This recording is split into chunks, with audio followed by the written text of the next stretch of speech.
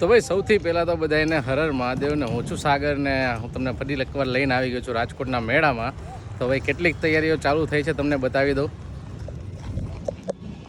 તો ભાઈ જો આ ડોમ આખો તૈયાર થઈ ગયો છે. તો ભાઈ જો આખો આ ડોમ તૈયાર થઈ ગયો છે અત્યારે અને ઓલમોસ્ટ કમ્પ્લીશનમાં છે. ત્યારે જો હજી પણ તૈયારીઓ ચાલુ છે. આખો વોટરપ્રૂફ ડોમ છે. તો એ વરસાદ આવે તો આ એક સારી જગ્યા છે તમારે મેળામાં જો આવવું હોય તો.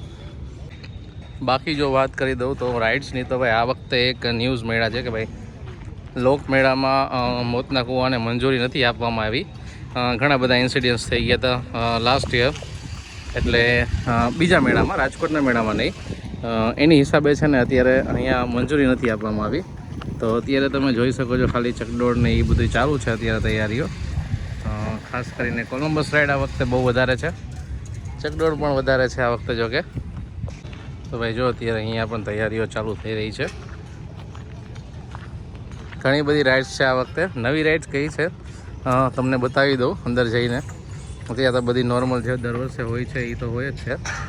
કારણ આખો એક ચક્કર લગાવી લઈ મેળાનો ફરી એકવાર અને પછી તમને બતાવી દઉં. જો આ બધા સ્ટોલ્સ છે અને આઈસ્ક્રીમ શોપ છે આ બધી, જે મોટા ડોમ છે એ વોટરપ્રૂફ, જેથી કરીને વરસાદમાં પલળે નહીં મશીન્સ. જો અહીંયા ક્રેનથી બધી હજી વસ્તુ ગોઠવે છે.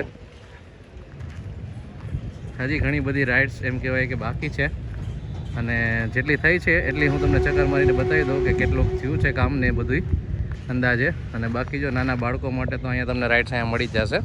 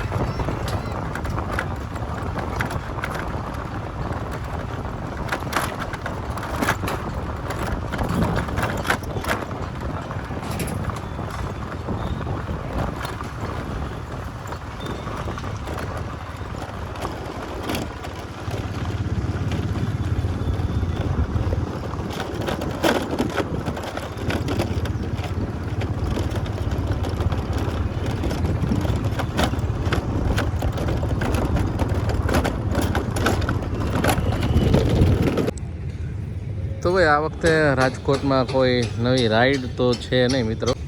તો મિત્રો આ વખતે રાજકોટમાં છે ને કોઈ એવી નવી રાઈડ નથી. બધી સેમ ટુ સેમ છે. કોલંબસ રાઈડ છે, ચકડોળ છે, મેરીગો રાઉન્ડ, બ્રેક ડાન્સ છે અને સ્પીડમાં ઓલી સાઈડ ચાલે એ ખ્યાલ નથી મને રાઈડનું નામ.